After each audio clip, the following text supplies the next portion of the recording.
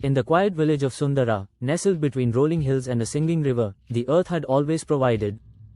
Farmer Govind, his back bent from decades of tending the land, could still hear the soil's quiet song, the rustle of wheat dancing in the breeze, the cheerful chatter of sparrows feasting on insects, the satisfying crunch of fertile earth beneath his bare feet.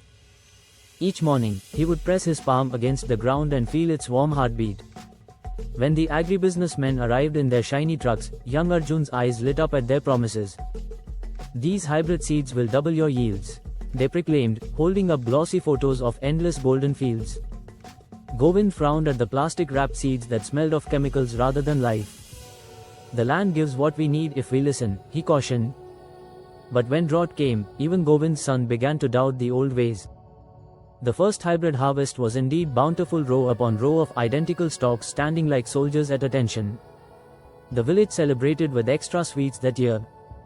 Yet Govind noticed troubling changes. His bare feet no longer sank into soft earth but met hard, cracked ground.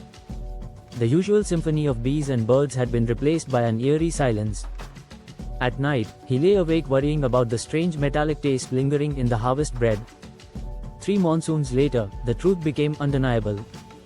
The hybrid fields, once so promising, now demanded constant infusions of expensive fertilizer.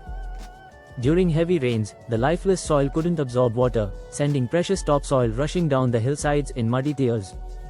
Arjun, now a father himself, knelt in what was once the village's most fertile field and wept as the dry earth crumbled through his fingers like ashes.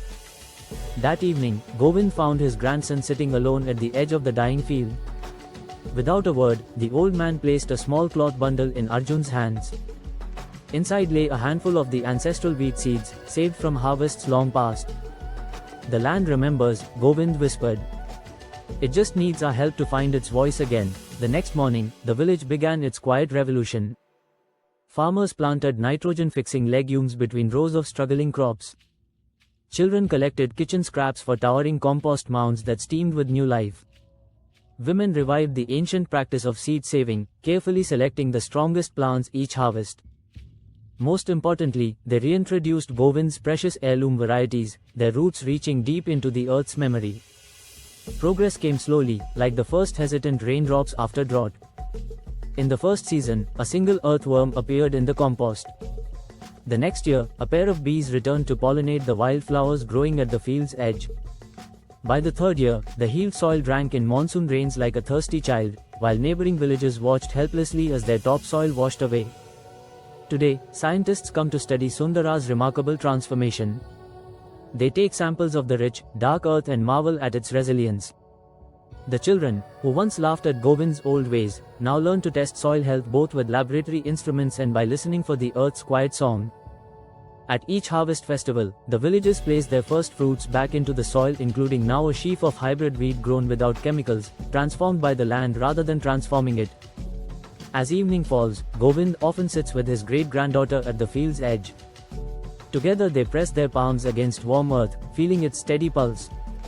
"Remember," he tells her as fireflies begin their nightly dance, "the land never truly forgets how to heal.